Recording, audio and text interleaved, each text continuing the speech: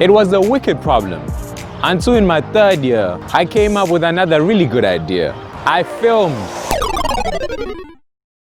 It's always so hard to describe yourself. Is it the fear of sounding narcissistic? Or do we just struggle to look at ourselves objectively? Nonetheless, I would like to consider myself as somebody who doesn't just work hard, but work smart as well.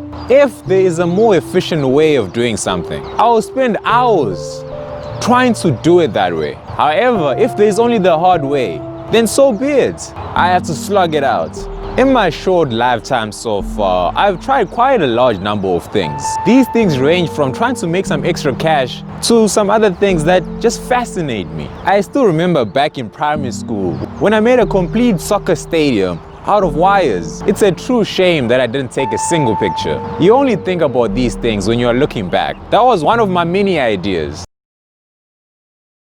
When I was in high school, I made some extra cash typing out something that someone had handwritten. My main motivator was a new Samsung tablet, which I wanted to buy myself. At that time, it cost approximately 5,000, and my parents couldn't even think of buying me such an expensive thing. It was probably my annual school fees for Clarence Primary School.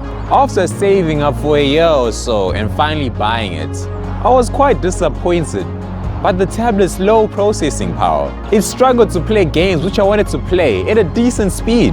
On top of just the extra cash, typing taught me how to be timely. And of course the lesson we must all learn the hard way, saving your Word document every 10 seconds. To this day, that day when Word closed on me abruptly still haunts me.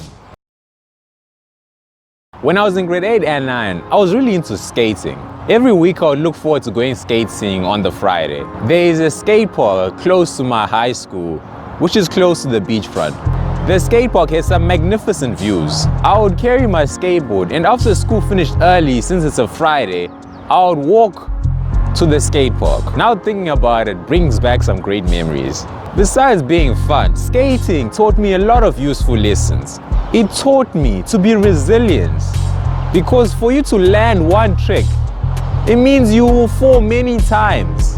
No matter how many times I failed to get a trick, I would keep trying until I eventually got it. I still remember it taking 3 to 4 months for me to land my first kickflip.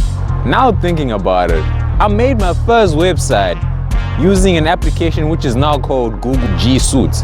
I plan to teach others how to skate using that website.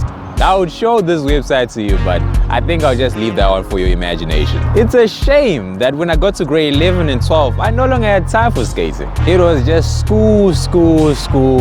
I knew to get into an engineering program, I needed many A's, and my school wasn't producing many students with those type of results. When I got to university, my ideas went up exponentially. I started trying out more things. The first real idea that I had was maths tutoring. I didn't really think I'd get many customers because I wasn't a teacher by profession. But then, since there was no harm in trying, I posted a couple ads on Gumtree. To my pleasant surprise, the new problem I was having was trying to balance my time between finite maths, calculus, and tutoring. There just wasn't enough time in a day. I would tutor on the weekends and try to keep all my schoolwork during the weekday. This was quite a challenge because the engineering workload is nothing to play with. Although I was running myself to the ground, I was really enjoying earning some of my own money. Being a maths tutor taught me a lot of things, the most important being time management, managing my schoolwork, and tutoring. From tutoring, I managed to save some money for an idea which I thought was absolutely brilliant.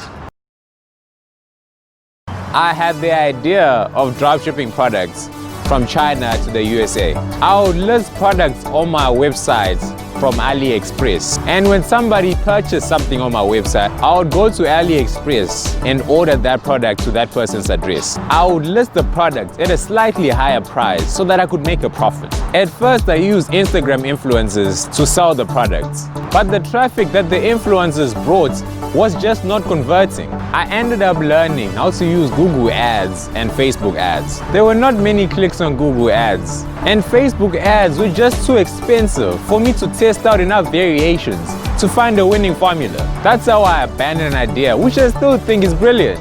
My tutoring money was not enough to sustain the Facebook ads and the hosting plan for Shopify. After that, I tried multiple other ideas, like the ebook that I published on Amazon. These ideas just didn't pan out. They were yielding results which just weren't justifying the amount of time I was spending on them. Central to my challenge was my lack of time. Due to university demands and my resource constraints, as I couldn't find more time to tutor more students. It was a wicked problem. Until in my third year, I came up with another really good idea. I filmed a Matric maths course, a course which covered the whole Matric maths syllabus and some revision. It was a great idea because I had learned my marketing chops from dropshipping and tutoring from my experience tutoring Matric maths over the past couple of years. After I finished filming the course, I considered putting it on Udemy, which is an online learning platform. After doing some decent market analysis of my potential customers, I realized Udemy would exclude a lot of Matric students who did not have uncapped data at home. The all-consuming question became, how do I get this course into the hands of Matric students without much internet access? I decided to have it on cell phone memory cards, USBs, and DVDs.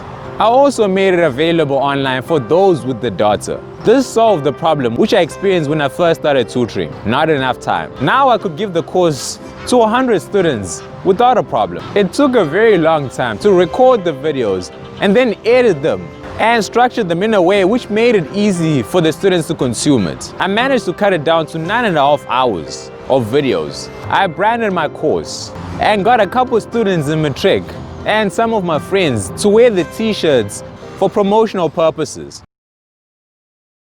I used Google Ads and Facebook ads to get the students and the parents to my website. From there, they would choose whether they wanted the videos on a memory card, USB, or DVDs. They could pay on the website, or they could EFT into my account. I would then use a carrier company to ship the branded videos packaged nicely to the students. From some of the students that bought the course, they said the videos were really helpful. If you want to check out the course, you can go to www.udemy.com and just search Tino Nyamunda and you'll find it there. I have tried a lot of things, and the central lesson is that you learn so much more from your failures than from success. Using those lessons, you can carry them to exploit great opportunities which present themselves. It has been a great journey so far, and I'll continue to try new things and learn as much as possible from deliberate efforts and, of course, what life presents to me. Thank you. That's it.